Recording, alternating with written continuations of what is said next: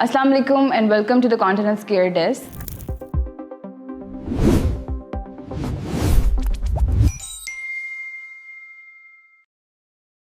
आज हम इस सीरीज़ को कंक्लूड करेंगे और जिसके लिए हमारा मेजर टॉपिक आज का ये है कि लाइफस्टाइल मॉडिफिकेशन की एक ओवर एक्टिव ब्रीडर के पेशेंट की लाइफ में क्या इंपॉर्टेंस है और लाइफस्टाइल मॉडिफिकेशंस करने से क्या हम ओवर एक्टिव के सिम्टम्स को कंट्रोल कर सकते हैं। और इस टॉपिक को डिस्कस करने के लिए आज हमें एक्सपर्ट पैनल ने ज्वाइन किया है, जिसमें हमारे पास प्रोफेसर डॉक्टर मोहम्मद सुहेल हैं जो कि हेड ऑफ डिपार्टमेंट हैं of urology and Aziz Fatima medical and dental college. उसके साथ हमें ज्वाइन किया है असिस्टेंट प्रोफेसर फरहान जमशेद ने, जो कि also Aziz Fatima medical and dental college के अंदर सर्व कर रहे हैं। इसके साथ वुमेन इनसाइट्स के ऊपर लाइट डालने के लिए हमें ज्वाइन किया है डॉक्टर सना ने, जो कि कंसल्टेंट गायनोकोलॉजिस्ट हैं इन फैसलाबाद मेडिकल कॉलेज।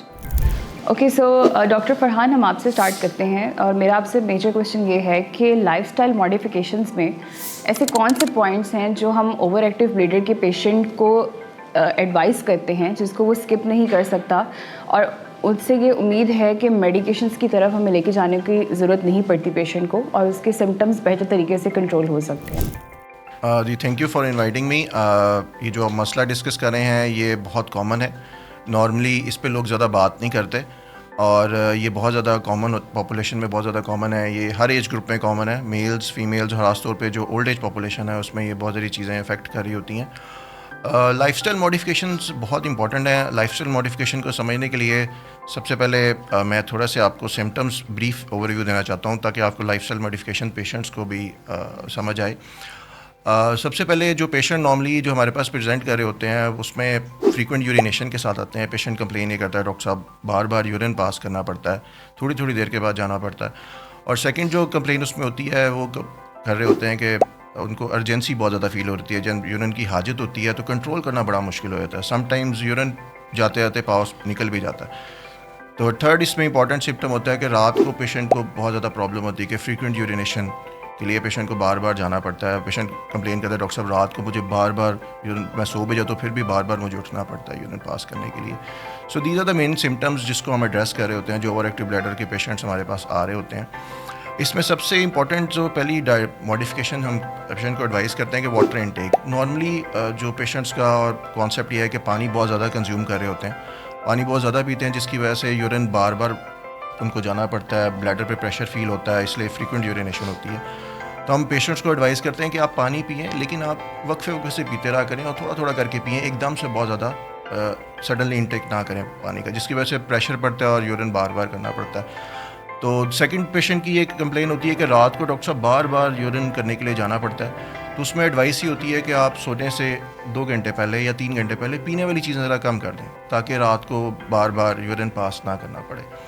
तो ये डाइटरी मॉडिफिकेशन में सबसे पहले वाटर इनटेक है। और एक बहुत इंपॉर्टेंट क्वेश्चन जो पेशेंट हमसे कर रहे होते हैं कि डॉक्टर साहब कितना पानी पिए दिन में, 8 गिलास पिए, 10 गिलास पिए, 12 गिलास पिए। तो पेशेंट को ये हम बताते हैं कि इसमें क्वांटिटी मैटर नहीं कर रही होती कि आपने कितना पीना है। जैसे कोल्ड क्लाइमेट है, सर्दी है, तो आपको ऑब्वियसली बॉडी नीड कम है तो वाटर इनटेक कम से कम होता है, जितना आपको तलब है उतना लेते जाएँ। सेकंड, उसमें जैसे गर्मी है तो उसमें पानी की मिकदार बढ़ानी पड़ती है, तो इसलिए फिक्स्ड अमाउंट नहीं है, जितनी प्यास उतना पानी पिए और स्मॉल फ्रीक्वेंट सिप्स में लें। सेकेंड इसमें इंपॉर्टेंट चीज़ होती है कैफीन इनटेक की। नॉर्मली हमारी पॉपुलेशन हम बहुत ज़्यादा कॉफ़ी, चाय या बेवरेजेस यूज़ कर रहे होते हैं, कोल्ड ड्रिंक्स बहुत ज़्यादा यूज़ कर रहे होते हैं। अगर हम हिस्ट्री भी लेते हैं तो पेशेंट हमें बताता है कि हमको उसकी कॉफ़ी या चाय की मिकदार बहुत ज़्यादा होती है। तो हम पेशेंट को ये एडवाइस करते हैं कि आपने कॉफ़ी टी ज़्यादा नहीं लेनी, क्योंकि कैफ़ीन जो है वो ब्लैडर इरिटेंट है, यानी ब्लैडर की हरकत को बढ़ा देती है, वो उसको ज़्यादा मुतहरिक कर देती है, जिसकी वजह से पेशेंट को बार बार यूरिन पास करना पड़ता है। तो सेकंड जो इसमें मॉडिफिकेशन में इंपॉर्टेंट पॉइंट है वो है रिस्ट्रिक्शन ऑफ कैफीन इनटेक। जो प्रोडक्ट्स कंटेनिंग कैफीन है उनको रिड्यूस करना है। थर्ड जो इंपॉर्टेंट पॉइंट है वो है कॉन्स्टिपेशन। पेशेंट्स अक्सर हम आते हैं तो उनसे अगर हम हिस्ट्री लें तो जो ओवर एक्टिव ब्लैडर के साथ आ रहे होते हैं जो इन अलामात के साथ, उनमें कॉन्स्टिपेशन बड़ी इंपॉर्टेंट फैक्टर है। जिन पेशेंट में कॉन्स्टिपेशन होती है उनमें ओवर एक्टिव ब्लैडर के सिम्टम्स बहुत ज़्यादा होते हैं, इसलिए रिलीफ ऑफ कॉन्स्टिपेशन जो है बहुत इंपॉर्टेंट है। और बहुत सारे पेशेंट्स हमने ये देखा है जब कॉन्स्टिपेशन रिलीफ होती है तो वो उनके सिम्टम्स इम्प्रूव कर जाते हैं। तो पेशेंट को हम एडवाइस देते हैं कि आपने हाई फाइबर डाइट लेनी है, फ्रूट्स वेजिटेबल्स का यूज़ ज़्यादा करना है, ताकि आपको कॉन्स्टिपेशन रिलीफ रहे। इसमें फोर्थ इंपॉर्टेंट फैक्टर है, अक्सर पेशेंट जो आते हैं उनका वेट भी ज़्यादा होता है, ओवर वेट होते हैं। सो फैट का बड़ा डायरेक्ट प्रेशर इफेक्ट होता है ऑन द ब्लैडर। सो वो भी हम पेशेंट्स को एडवाइस करते हैं कि अपना वेट लूज़ करें। और हमने ये रिजल्ट्स भी देखे हैं कि पेशेंट जो हमारे पास फॉलोअप में आते हैं, अगर वो वेट लूज़ करते हैं तो उससे भी उनकी जो सिम्टम्स हैं वो इम्प्रूवमेंट आती है। सो ये 3-4 इंपॉर्टेंट लाइफस्टाइल मॉडिफिकेशन हैं जो आप खुद भी कर सकते हैं और जो हमें नॉर्मल पॉपुलेशन को पता भी होनी चाहिए कि हमें ये 4-5 चीज़ें हम करेंगे तो हमें ओवर एक्टिव ब्लैडर के सिम्टम्स कम से कम रहेंगे। सो सर, सेकेंडली हम बात करते हैं ओवर एक्टिव ब्लैडर में बिहेवियरल थेरेपी का भी एक बहुत इम्पॉर्टेंट रोल है।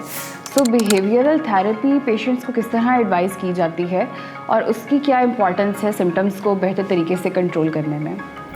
जी, ये बड़ा अच्छा क्वेश्चन है आपका। बिहेवियरल थेरेपी में नॉर्मली पहले जो हमारा कॉन्सेप्ट होता था कि जैसे पेशेंट आपको यूरिन फील होता है तो आप फ़ौरन जाके पास करें। अब जो पेशेंट्स जिनको ओवर एक्टिव ब्लैडर के सिम्टम्स आ रहे होते हैं उनमें हम ये एडवाइस देते हैं कि आपने जैसे आपको यूरिन की अर्ज हुई है, आप उसको थोड़ा सा होल्ड करने की कोशिश करें।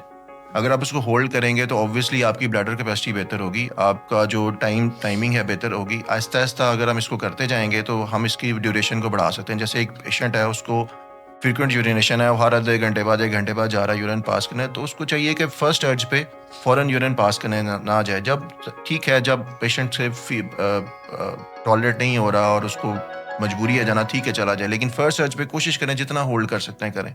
इससे यह है कि आपकी ब्लैडर कैपेसिटी बेहतर होती है, आपकी टाइमिंग बेहतर होती है, आपका जो ड्यूरेशन है एक दफ़ा यूरिन पास करके उसमें गैप जो है वो बेहतर हो जाता है।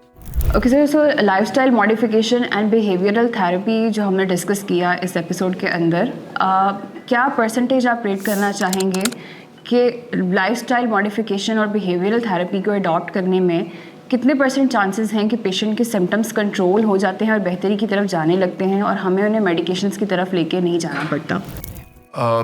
इसमें बहुत सारे पेशेंट जो हमारे पास प्राइमरी ओईबी के साथ आते हैं, ओवर एक्टिव ब्लैडर के साथ आते हैं, उसमें ज़्यादातर पेशेंट्स जो होते हैं वो सिर्फ बिहेवियरल थेरेपी और लाइफस्टाइल मॉडिफिकेशन से 70 to 80% बेहतर हो जाते हैं और उन्हें मेडिकेशन की ज़रूरत नहीं पड़ती।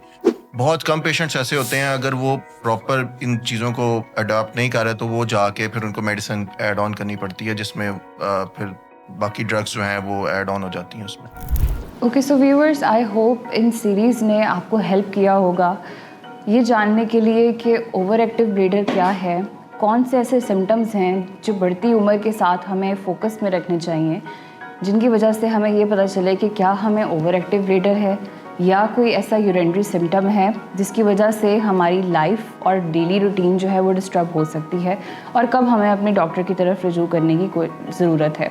इस सीरीज़ में हमने डिस्कस किया कि medication therapies related to over active bladder कौन सी हैं जो कि पेशेंट को हेल्प कर सकती हैं, एडवांस थेरेपीज़ कौन सी हैं जिसकी तरफ फार्मास्यूटिकल इंडस्ट्री मूव कर रही है जो कि ओवर एक्टिव ब्लैडर को बेहतर तरीके से रिजॉल्व करने में हेल्प कर सकती है।